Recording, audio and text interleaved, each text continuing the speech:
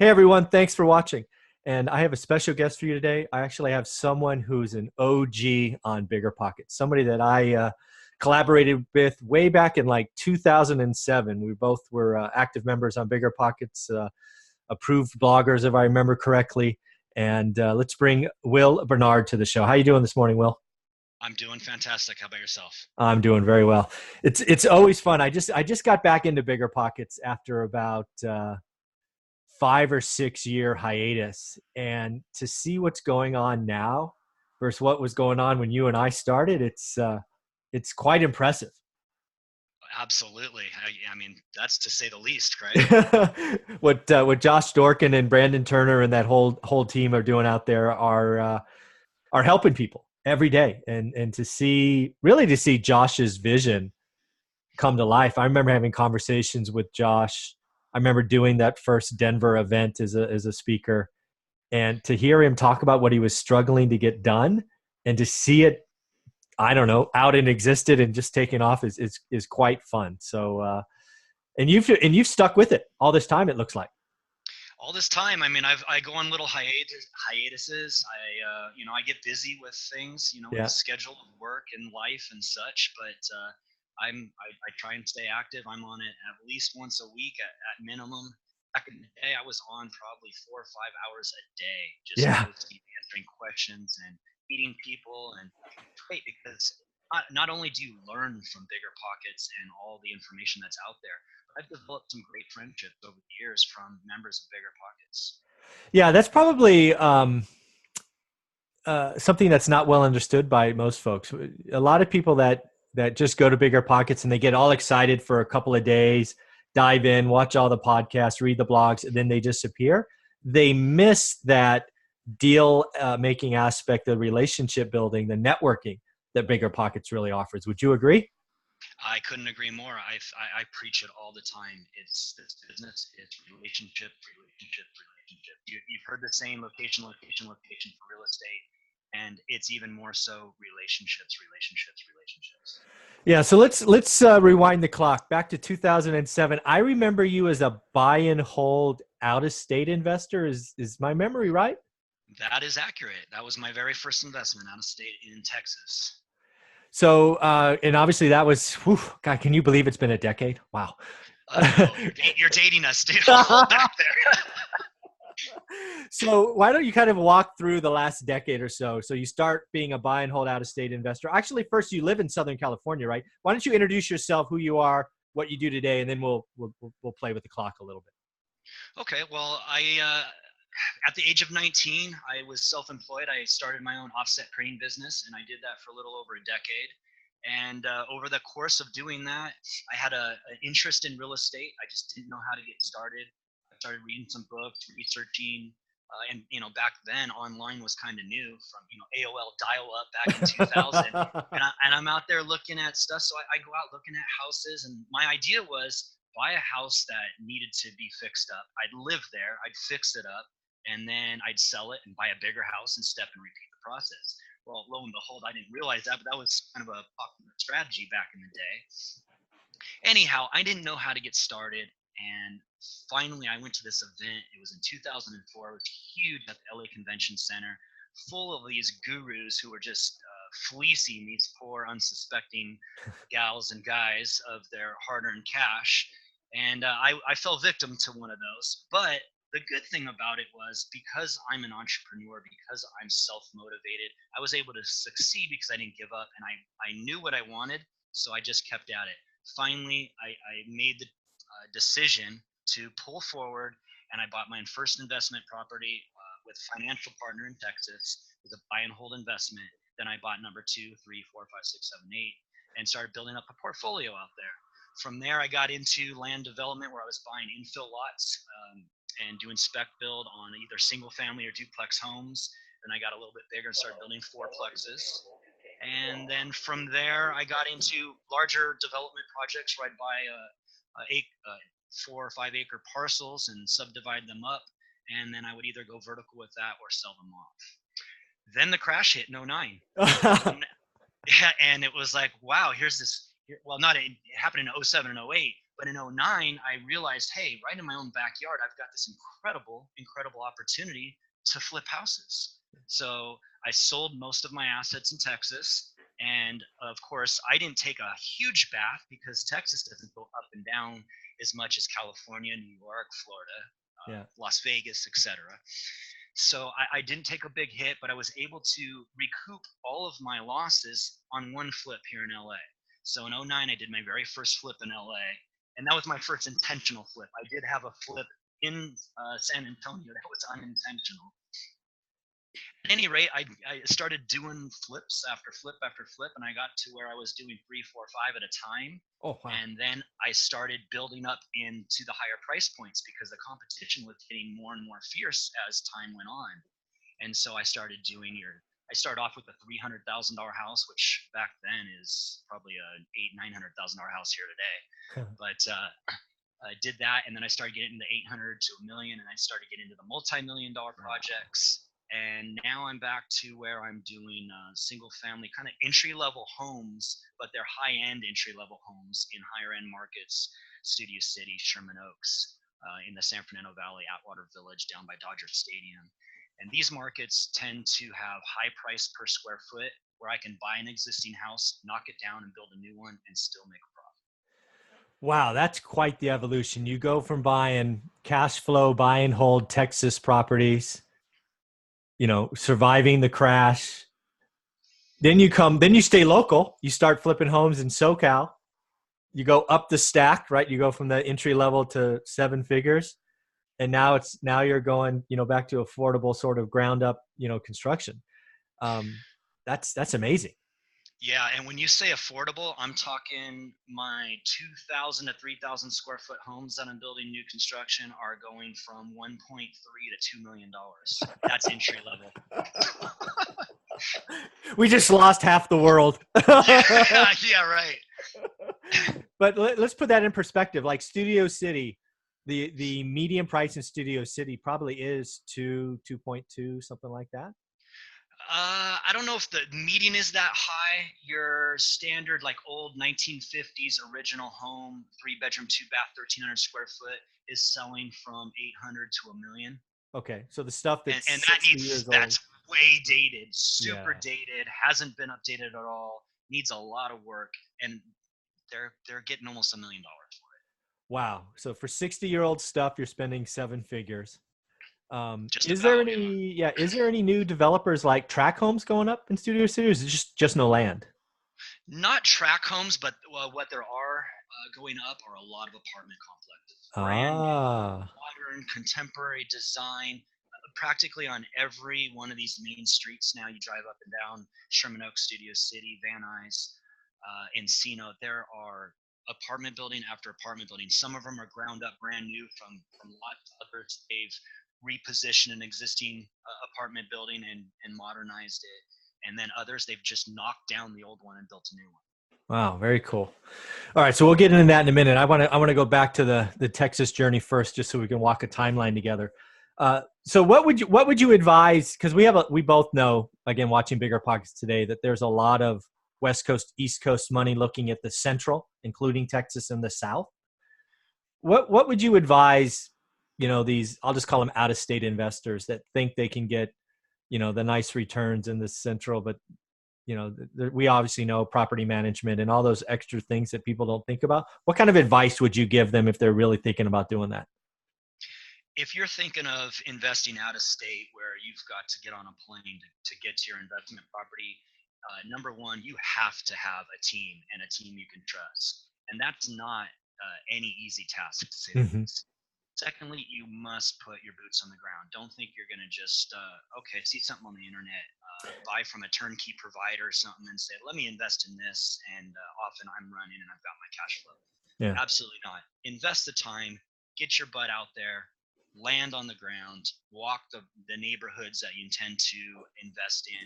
And this is prior to doing your paper due diligence, by the way. You want to invest in an area, then you need to do your due diligence on that. What's the population growth? What's the employment rate? What are the vacancy rates? What's the crime reports, school ratings? All of these things, because they make a big difference to your success or your failure. Yeah, I'm so glad you say that. I kind of push that idea, and some people, I don't know whether they want the easy button or they think there's an easy button. They see some turnkey provider present somewhere, and they're like, "Yep, I'm going there."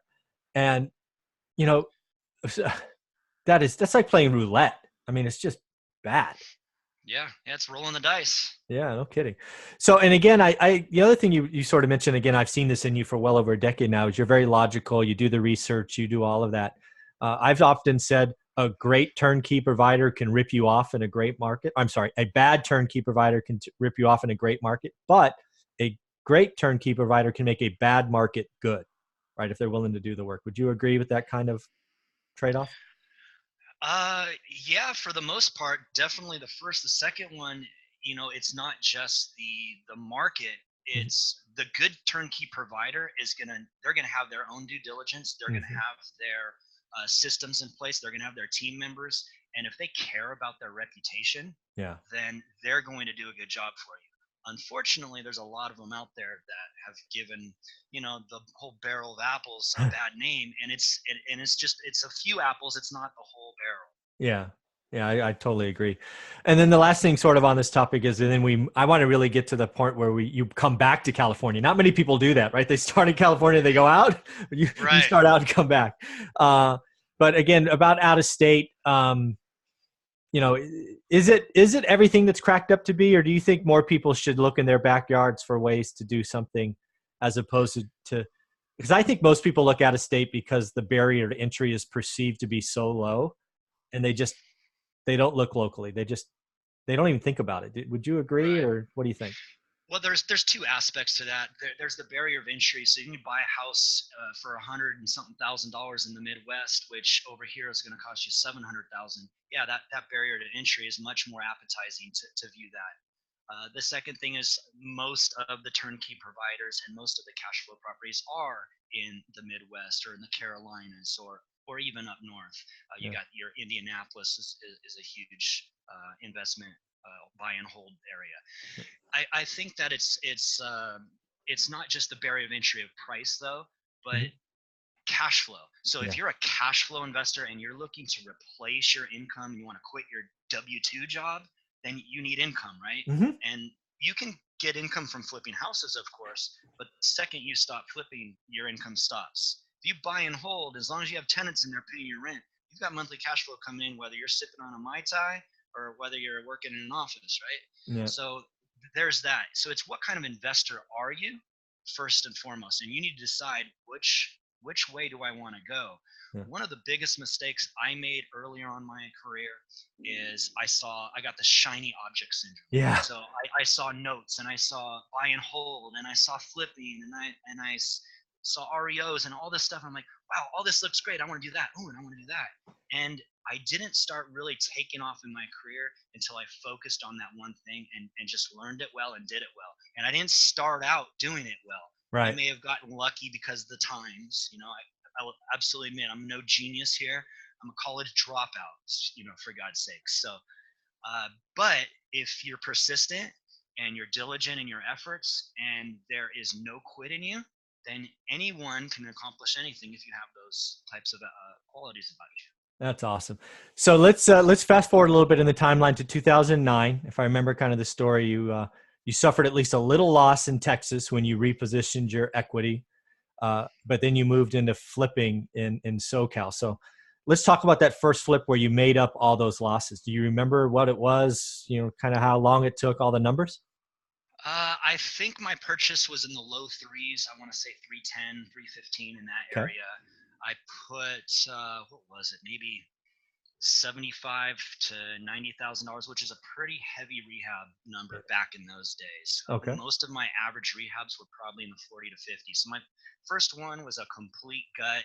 I even moved some walls, opened Mm. it up. It was a pool home, and I repositioned. Didn't add any square footage. Utilized what was there, but I relaid it out and then decked it out with nice new finishes. I mean, everything was gutted almost to the studs. I left a lot of drywall up. A lot of it was down to the studs, and I ended up making $90,000 profit on that flip. Wow. And I did it in about 6 months. Okay. So it was a pretty quick flip. And the beauty was back in 2009, if you remember, the feds were giving the first-time home buyers The credit. $8,000 credit. Yeah. Yeah, and there were people standing in line to get that, and there was nothing on the market except REOs, right? Yes. And these REOs, you couldn't get financing on Yep. them I because they remember. weren't financeable. So it was the best of both worlds for me. Easy to find an acquisition because there was REOs galore, and easy to sell it because there was nothing Yeah. on the Only market for only competition. clean thing. Yeah. Yeah, so it was the best of both worlds. So that one turned out really well. By the way, I funded that entire deal 100%. That's acquisition plus rehab and holding costs because I really didn't have a dime in my name with taking the loss in Texas and basically kind of revamping and starting the business all over. And it ended up turning out well. And then I did number 2, number 3, number 4. So just to make sure, that first flip, I think you were trying, you were saying you funded that entirely with private money or your money? Correct. Right. Private money, all private money, all borrowed money. So let's just call it 400 grand, 310 purchase, 90K repairs was all private money. That's correct. Very And cool. one of those investors, if I'm not mistaken, was somebody I met right here on Bigger Pockets. Yeah, Bigger Pockets. I'm telling you, people come to Bigger Pockets, they get all enamored with the content and the learning because it's great stuff. But it is the relationship. Stay engaged, like you say, go weekly, whatever it is, and you'll be amazed by what happens. So I'm guessing you're a simple man like me, and you figure out this first flip, and you go, hey, some is good, more is better, and you go to number 2 and number 3, and it's just kind of that good times. Damn straight. Just kept plugging away. It's like, hey, it's like the needle in the arm. You get that $90,000 profit, and you're like, wow, I want to do this again and again and again. Of course, They don't all turn out that way. Yeah. I've taken my lumps, and I'm happy to share those as well. It's not all, roses. Yeah, well, let's talk about 2 things, and then we'll get to what you're doing today. So why don't we talk about the first property you sold for over 7 figures? Do you remember that? The first $1 million? Vividly. Well, let's talk about that. Okay. So that was a very complicated process. It was an REO property. Okay. Which means bank owned. Yep. And it was about a 7-acre parcel in total, and it was divided up into about, I don't know, 8 or 9 different APN numbers. Okay. And it had 2 levels. So the top level was the estate home and this huge driveway and the pool and the tennis court. Oh, and then wow. Down below it had horse stables and a running area and arenas and everything else, and a river running through the property, a bridge going over the river. Absolutely gorgeous. A place where you could literally hold, weddings and such. Wow. It was that gorgeous. So they had it on the market, and we negotiated the price down to 1.1 million. This is what year? Sorry. This was in like 2012. Okay. All right. So just coming out. Okay. It was just 11 or 12, and I think the original ask was 1.4. We negotiated a contract price down to 1.1. Okay. So I go start doing my investigations and my due diligence, as you do on every property, and we uncovered that the bank didn't foreclose when they foreclosed on the property. They only foreclosed on the upper portion of the property, which was the house. They didn't include in their deed of trust and their notes and everything else all the APNs down below. So when they foreclosed, they didn't technically foreclose on those lots. Therefore, they didn't own them. Yeah. So they couldn't sell them to me. Yet during my due diligence period, they gave me the key to access the guest house down below where the horse stable people would stay. Yeah. And all of this was not their property. Wow. So I went back to them and said, hey guys, you don't own this. I'm not paying you 1.1 million when you can only deliver me the house and this. I was buying it all. They're like, no, you either close or walk away. I said, oh, hell no. So I got an attorney and went after them for false advertising and all the other legal mumbo jumbo. And we ended up settling out of court and ended up getting it for just over $800,000. And then I went back, located the owner who was foreclosed on, who passed go and collected 200 and got all these lots basically free and clear, and bought them from him, put the property back together, and all in all told, I ended up with my basically $1.1 million purchase for all the lots. Okay. All right. So you get it. That took, what, 6 months to put it back together? No, more like 18 or 20 months. Oh my gosh. Long battle. Okay. It was Oh my God, it was sleepless nights and stress, but I just kept plugging away, plugging away. I was not going to give up, because this was one of those once in a lifetime kind of opportunities Right. for me at the time. Right. And so I just kept plugging away, and it finally came to fruition, and it was not easy. But then I was left with, okay, I've got this whole property, and it was just down to the studs. The only thing left on this house were, I mean, you can see right through the house when you walked up to Wow. it. They had the roof on it, which was still in good shape, and the foundation was pretty okay. The rest of it was just down to the studs, and I gutted most of that and just repositioned the whole property. It was over 7,000 square foot home. Whoosh. Redid the pool, built in a spa inside the pool, huge deck overlooking this gorgeous view of the horse property below, and just repositioned the whole property and ended up selling it for just under 4 million. And when it was all said and done, cleared about $1 million. Well, that doesn't suck. That does not suck. No, not at all. So I am curious, do the first 20 months when you sort of put it together, I'm guessing you only had earnest money tied up and I guess attorney fees and stuff? Correct. Earnest money was what, 10, 15, 20 grand? Oh, that I don't remember Not back in not the much day. though, in No, the on scheme of a things. 1.1, they probably asked for about 3%. All right, so 30,000, call it 50 grand. So Yeah, you were into it 50 grand, finally easily. put it together. Okay, gotcha. Yeah. Wow. And then again to net. And the other thing that helped you, obviously in hindsight, is 2012 to 2014, the market was coming back. So you had, again, timing, right? Timing is Right. good. Uh, Hmm. that was helpful. I'm curious, now that you sit here in 2019, what do you think that place is worth? Because it's been a good run. It has. I'm not really sure. That did retrade already, and it Oh, wow. resold for the low fours. I'd have to look it up, but it was like 4.2 or something. I think I sold for 3.8, All and right. ended up selling for about 4.2, maybe a few years back. What it is right now today, if I had to guess, maybe 4.5. All right. So Those properties didn't appreciate as much as your six, seven, $800,000 right. house. Okay. All right. I thought it might have been like 5 or 6 million, but you're right. Right.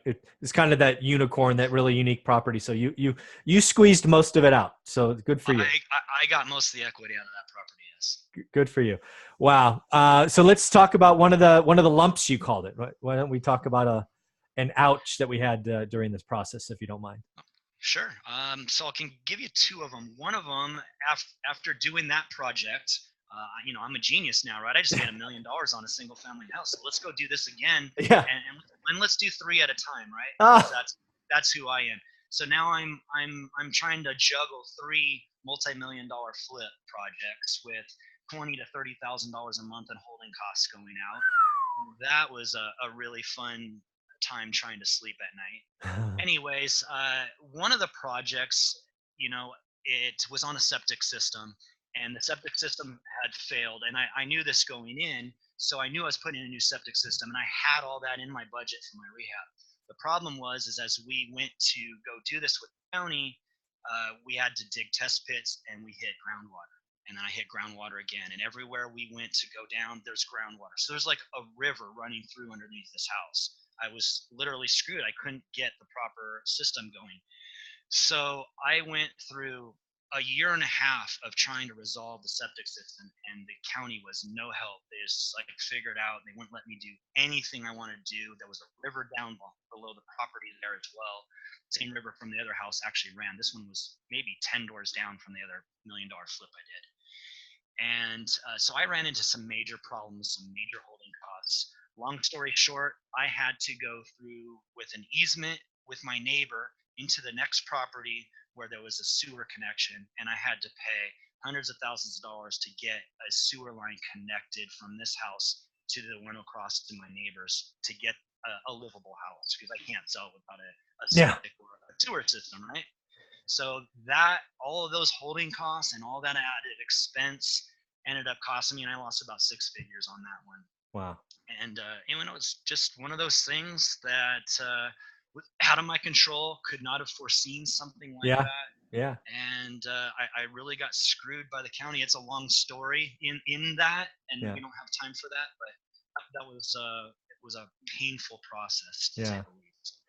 Yeah. Well, The again, worst go ahead. Sorry. You can go ahead and I was I'll going to get to say my answer. there's some things that happen in flips or buy and hold or anything in real estate that no matter how good you are, how experienced, you just can't foresee, i.e. a river, right, running under your property when you need to replace a septic system. So, um, that can really hurt, right? Losing six figures hurts. There's nothing you could have done to prep for it. It's not like you missed something, right? You didn't Correct. Yeah. miss a box. Yeah. That was exactly it. I did all of my due diligence. There was nothing more I could do.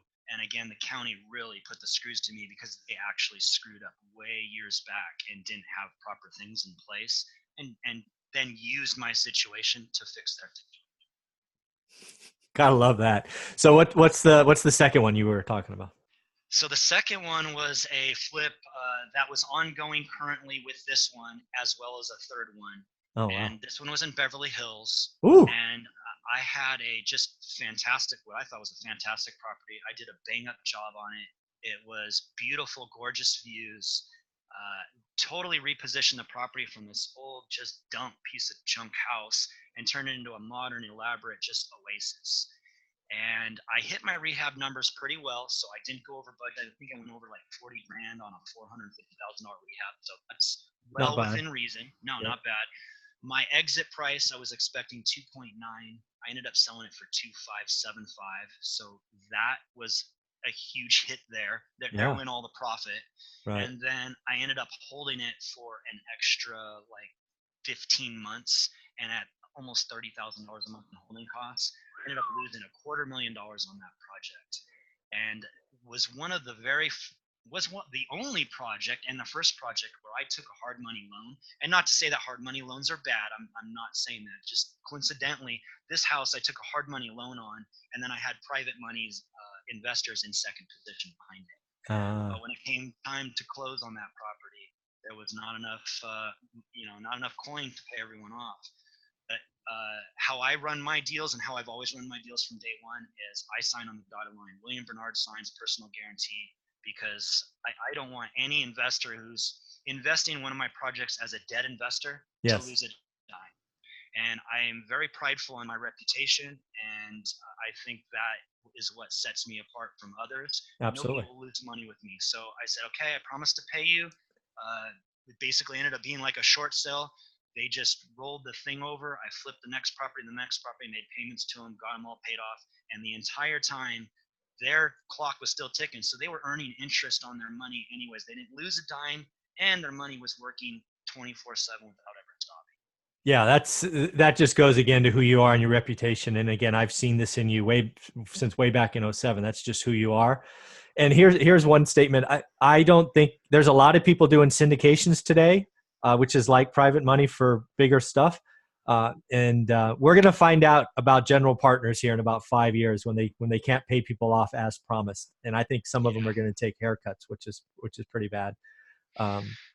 Yeah. So, In anyways, that space with those syndications, there's a lot of apartment buildings, and it's all the frenzy right now. And I just think that it's overbought, yes. and some of these people are going to get hurt.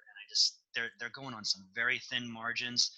Now, granted, that's a great space. Apartment buildings, I really think that if you buy right and you're buying in the right area and you're not over leveraged, you can do very, very well in that market space. Yeah, and again, so I'm actually telling people the market for apartments today is very much like single family homes in '06, '07.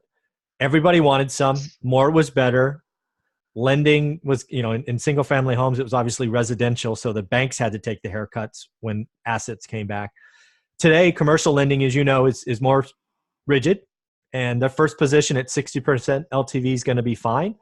But the LPs, who are the equity piece, they're going to have haircuts or have 10-year-long holds in many cases. So anyways, right. So be let's prepared to stay in there. Yeah, that's right. Be prepared. Right? It's not going to be a 5-year value add. There's so many people saying they found a B class property or a C class property in a B class neighborhood. They're just lying, right? They're all priced for perfection. It's just crazy. But I don't want to talk about that. That's not this show. Let's talk about what you're doing now, because you're doing so many big things now. You have so many things going on in your services. How do you want to break this apart for folks if they're in Southern California? How can they find out what you're doing and be a part of that? Okay, so I have a number of different ways that they can get involved. They can invest in any one of my projects. So they can come and visit my projects. In fact, after this podcast, I'm meeting somebody at one of my projects to show them around and answer some of his questions. But they can invest in my projects as a private money investor. One of the other things that I do now is I'm not just developing for myself, but also for clients. So if you're in the Southern California market and you're wanting to do what I do, or you're already doing it, but you want to add to your team, maybe somebody with the experience, what I bring to the table is I can find you the acquisition and help you analyze it and make sure it's a good deal for you to take it down. And then from there, we do all the architectural design, structural engineering, and design the perfect house to build. And then from there, we do all the contracting work and project management, and take it from start to finish to your final, get your C of O from the city. And then from there, we can help you dispose of it from our real estate agency services as well. So from start to finish, I can take any developer or would be wanting to be a developer all the way from start to finish. Very cool. So how would they go look you up? Is there a website, Facebook page? You know, how can people see all this great stuff you're doing? Well, they can get me on my website, which is www.barnardenterprises.com. That's BARNARD, enterprises spelled out in plural.com. And you can also email me at info@barnardenterprises.com. And team, I would definitely reach out to him. If you've been following Bigger Pockets, you can go back and look at his track record. He's got well over a decade of experience of helping people. He talks about the good and bad. I can tell you first and foremost, if the person you're talking to and you're looking to be a private investor for only tells you about the good stories, run away. You know, that's just not how real estate plays. You can have a river going under your house and the city or county can screw you. It happens to all of us. So realize that he is a man of his word and he's been helping people for a long, long time. Any last things you want to highlight about what you're doing or closing thoughts, Will? I would say if you're investing in the Southern California market, or really anywhere in the country, but I know Southern California the best, of course, I'd be very careful. I feel like we're at a time where the price points are so high, I can't identify. Yeah. I don't have a crystal ball, so I can't identify that we're exactly at the top of the market. I can't see it going too much further because of the price points. The income levels they're going to have to follow and increase in order for people to have the affordability index. It's compressing. So be very careful there. Do your due diligence, underwrite the project with some safety moving forward, and battle our number one enemy. That's time. Get in and get out as fast as you can. Yeah, very well said. I've told people a lot that I think today 19 feels a lot like 06. And if you look at the charts, 06 to 07, at least mid 07 was still relatively okay, right? You still had some appreciation, but it's much better to get out early than to stay late, right? You want to be the guy that leaves the party at 10, not at 1 a.m. Yeah, exactly. Yeah. So very cool. Well, I appreciate you giving me the time. Thanks for being an OG on Bigger Pockets. And I look forward to everything you're doing, man. Thank you very much. All right. Thanks for having me. You got it. Take care. Okay. Take care.